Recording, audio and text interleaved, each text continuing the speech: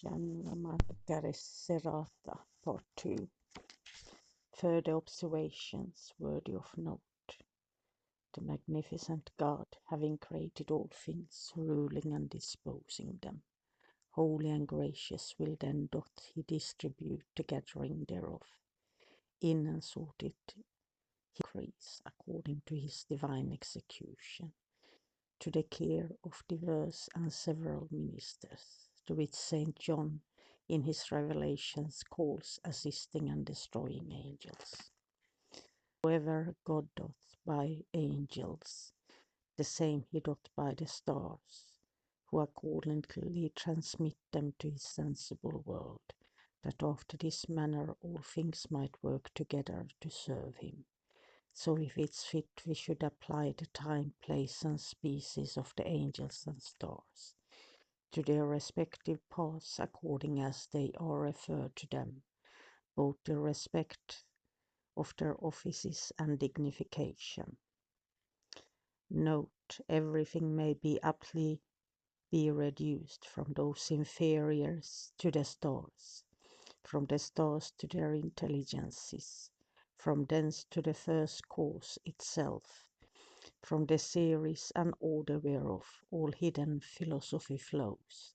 For every day some natural thing is drawn by art, and some divine thing is drawn by nature, in the attracting like by like, and of suitable things by suitable, and by such kinds of attractions there is a mutual correspondence of things amongst themselves, of superiors, and through this the Supreme himself, whereby it receives from heaven that celestial power, which is called the quintessence, and from the intellectual world a spiritual and enlivening virtue, transcending all qualities whatsoever, and lastly from the exemplary or original worlds, through the mediation of the other, according to their degree, receive the original power of the whole perfection. Know therefore that every superior moves its most inferior in its degree and order, not only in bodies but also in spirits. The universal soul moves the particular soul, and the rational acts upon the sensual, and the sun shall upon the vegetable. For every part of this inferior world suffers from the heavens, according to their nature and aptitude, even as one part of the animal body suffers from another, and the superior world moves all things below itself, and contains all the same beings from the first to the last, which are in the inferior world. Celestial bodies moves the bodies of the elementary world, compound, general, and sensible, from the circumference to the center, by superior, perpetual, and spiritual essences, depending on the primary intellect, which is the acting intellect, and the second from God, from whom all things are produced, and upon whom all things depend, and through whose command every orb acts in its office, accordingly from the will of the Creator, according to the will of the Creator, in and by which we attain, not only to the knowledge of things naturally, but come to the perfection and more rare and sublime things celestially, as may be instanced in many precedents, both ancient and modern. But note, the Word is the image of God, the acting intellect is the image of the Word, the soul is the image of this intellect, and our words the image of the soul, by which it acts upon natural things naturally, nature being the work thereof, and every one of these perfects his subsequent, and none of the land exists without the former, for they depend amongst themselves, by a king of ordinated dependency, so that when the latter is corrupted, it is returned into what which was next before it, until it come to the heavens, then to the universal soul, and lastly unto the acting intellect, by which all creatures exist, and by the degrees in the principal author, the first and last, by whose heavenly wit all things at length are returned. This is the bond and continuity of nature, that all superior virtue doth flow through every inferior, with a long and continued series, dispersing its logos, even to the very last things, and inferiors through their superiors, come to the supreme of all. Note, the first image of God is the world, of the world man, of man beast, of beasts plants, of plants metals, of metals stones. Observing things natural, stones and metals have a correspondence with herbs, herbs with animals, animals with the heavens with the intelligences, the intelligences with the divine properties and attributes, and so consequently with God himself, according to whose image and similitude man and all things inclusively were created.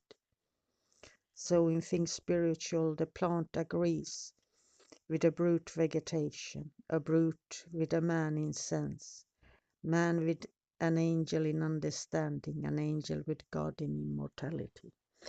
Annexed to the mind to the intellect to the intention to the imagination to the senses, and the senses at last to things.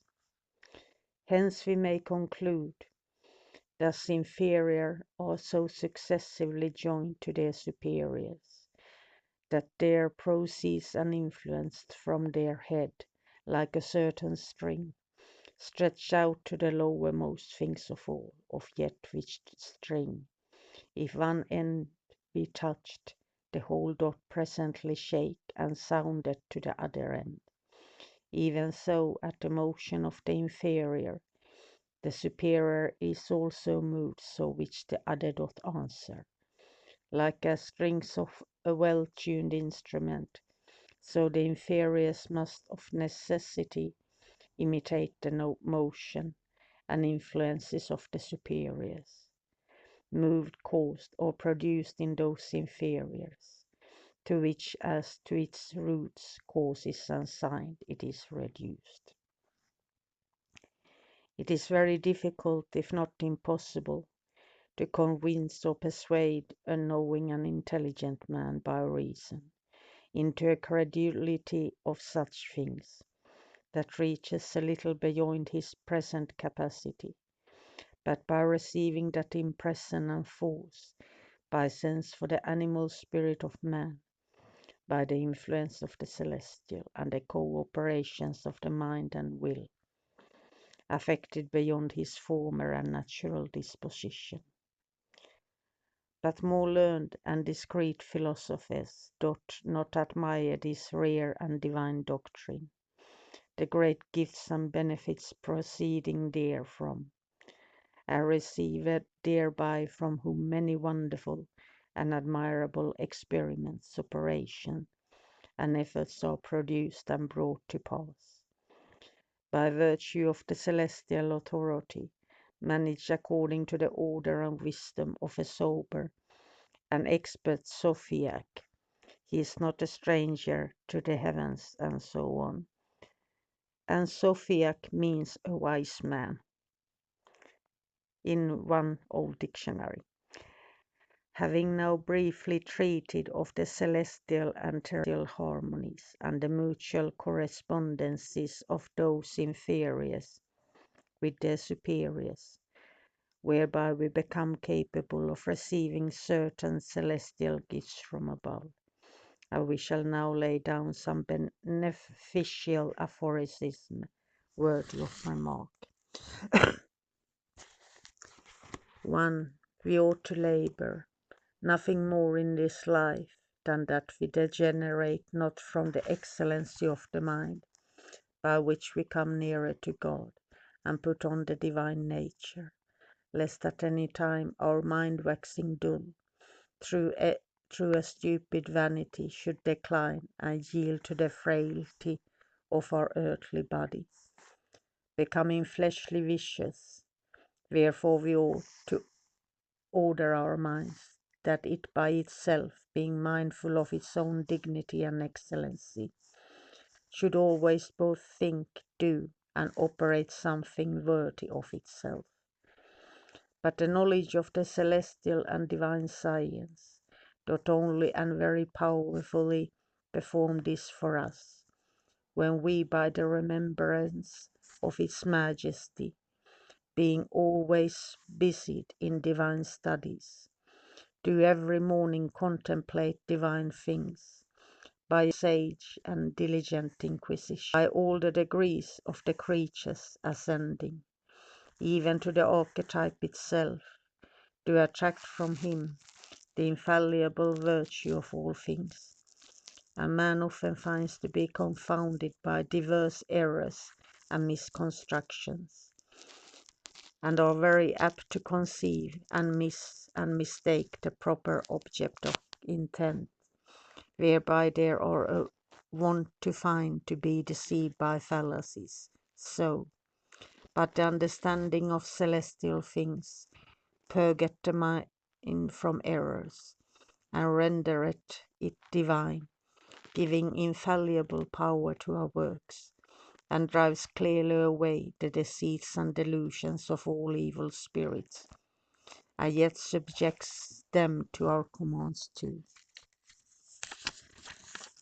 2. Live to thyself and the Muses. Avoid the friendship of the multitude. Be covetous of time, beneficial to all men. Use the angels and spirits given, attributed unto thee as ministers, without rashness or presumption, the messengers of God. Be vigilant in thy calling. 3. Be obedient to good admonitions. Avoid all procrastination. Accustom thyself to constancy and gravity, both in thy word and deeds. Fly from earthly things, seek for heavenly things. Put no confidence in thy own wisdom, but look unto God in all things. 4. Whatsoever thou learnest, fix it in thy mind. Learn much, but not many things, because human understanding cannot be alike capable in all things, unless it be divinely regenerated, and unto him nothing is so difficult which he may not be able to attain to. 5. All things are possible to them that believe them and are willing to receive them, but to those who are incredulous and unwilling, all things are alike impossible. There is no greater hindrance than the wavering mind, levity, inconstancy, vain objections, and disobedience to the divine laws. Therefore a magician ought to be a man that is godly, honest, constant in his words and deeds, prudent in all his actions, covetous of nothing but wisdom, to guide and govern himself in all his proceedings, and if he firmly intend to have familiar converse with angels and spirit, he must keep himself from all enormities, and pray to God for constancy in faith, and he shall bring to pass all things in due season. 6. We probably call that a secret in magic, which no man can attain by human industry. Without revelation, the knowledge whereof lieth obscured, hidden by God in the creation. Yet notwithstanding, he doth permit to be revealed by spirit and angels, to a due use of the thing itself, and these secrets are either concerning things divine, natural, or human. And if we do but rightly examine a few, we shall command the whole with the most select. 7. If the human understanding be divinely or angelically inspired, by conjunction or revelation, it is the only effector of all wonderful operation, and produceth what things soever it indulgently conceiveth. For a magician therefore carefully shroud himself under the wings of divine assistant, lest he fall into the snares of temptations. 8.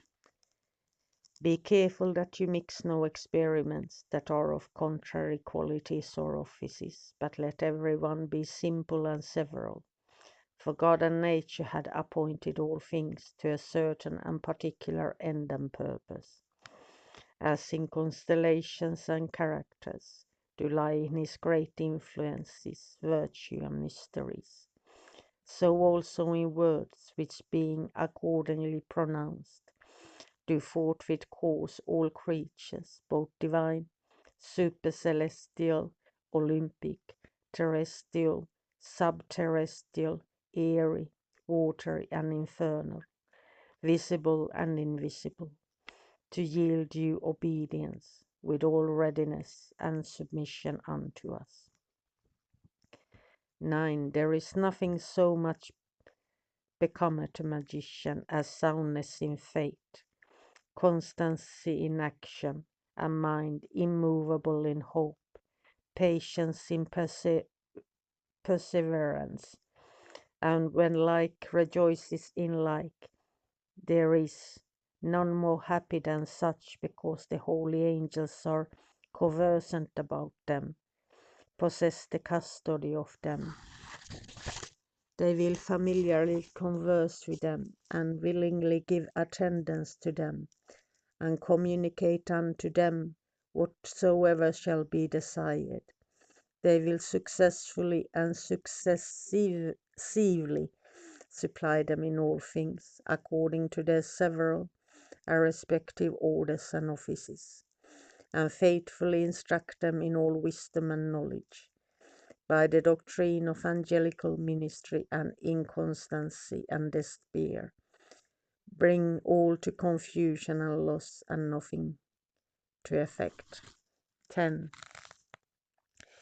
He who would know secret, let him first know how to keep secret secretly, and to reveal things that are to be revealed, and to seal those things that are to be sealed. Observe this rule, and the eyes of thy understanding shall be opened, to understand secret things, and thou shalt have whatsoever thy mind desireth, to be divinely revealed unto thee. Thou shalt have also the angels of God and spirits, prompt and ready in their nature to minister unto thee, as much as any human mind can desire. Yea, thou shalt be endowed and replenished with all divine, celestial, and good gifts whatsoever. 11. A congruity of natural things is sufficient for receiving influence from celestials, because when nothing doth hinder the celestials to send forth their lights upon inferiors, they suffer no matter to be destitute of their virtue. Wherefore as much matter as is perfect and pure is not unfit to receive the celestial influence. 12.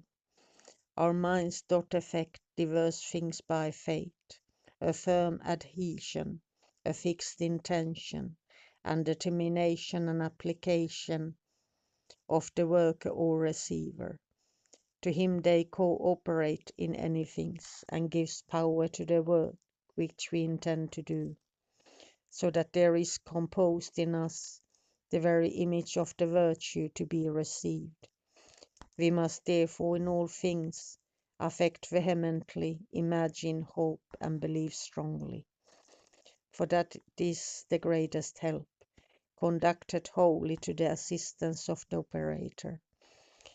It is a verified maxim amongst physicians that a strong belief and an undoubted hope and love towards the physician and medicine confer much to the health, yea, sometimes more than the medicine itself, for the same that the efficacy a virtue of the medicine works, the same doth the strong imagination of the physician work, being able to change the quality in the body of the sick, especially when the patient places much confidence in him. 13. Whoever shall call upon or invocate any celestial angel or divine assistance, and doth not confer on them due honor, and rightly distribute what belongs to them, shall hardly enjoy their presence, nor any successful effect from them. 14. The divining of suitable things works so with man's mind that good spirits obey us willingly, and communicate their virtue and power to us, daily illuminating and inspiring us with all wisdom, by daily working and acting upon our intellect, training and making us by their influences like images most like to themselves soon, even so far that we at sometimes have seen the appearance of good angels unto us, and familiar converse with them, whereby both work wonderful operation, to God's glory and the use of man, faith assisting to comprehending. 15.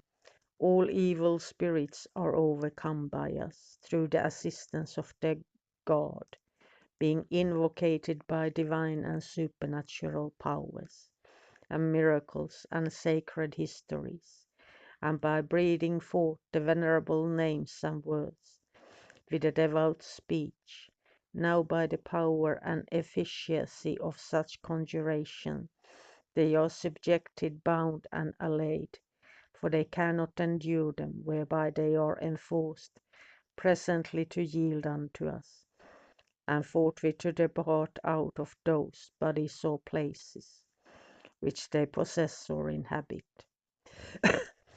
16. Virtue is no virtue, unless it have some like, in ruling whereof it may show and exercise its power. For as victory cannot stand without virtue, so neither can virtue subsist without an enemy, which virtue no sooner had the Almighty endowed man withal, but he forthwith added unto him an enemy, lest that virtue should lose its nature, being stupefied with idleness, so that a magician cannot attain the more material perfection of things, unless he have an active hand, and likewise that he shall establish and build up his salvation with a continued warfare and contention. The primum mobile of man is the will, which is the guide of all those powers and inclinations incident unto him, and being joined to the superior intellect, is always tending to God, the which intellect doth indeed always strive particularly to the will, as a candle to the eye, but it moves not itself, but is the mightier of her own operation, from whence it's called free will, and through it always tends to good, as an object suitable to itself, yet sometimes being blinded with error, the animal power forcing it, choose at evil, believing it to be good. Therefore will is defined to be a faculty of the intellect, whereby good is chosen by the help of grace, but grace not assisting then is evil chosen. Therefore faith, hope, charity, love, and all infused virtues is in the will, as the first mover, which being absent the whole consent falls into dissonance. 18. Those who only trust on the cause of nature only, and the power and labor of inferior things, thinking thereby to attain divine things, and those who feign to have a foot in the heavens, do endeavor to receive those things from the favor of the heavens, which ought to be received from God alone, do ever in their judgment and labor in vain, for those inferiors, as herbs, stones, metals, etc., have their power subservient to the heavens from the intelligences, and the intelligences from God, in whom all things persist in the greatest power, as in the little world of man there is not a member for which hath no correspondence with some intelligent element plant, and in some measure and numeration in the archetype. 19. Every noble soul had fourfold operation. First divine, by the image of the divine property. The second intellectual, by formality of the participation with the intelligences. The third rational, by the perception from its proper essence. The fourth animal or natural, by communication with the body and those inferior things. So that there is no work in this whole world so admirable, excellent, and wonderful, which the soul of man, being associated to the image of divinity, cannot accomplish by its one power, without any external help.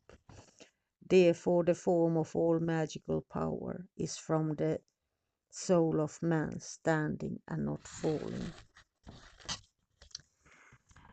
And looking at the clock, we need to stop here, so there will be a third part tomorrow. Looking deeper. I love you. Have a magical day. Bye for now.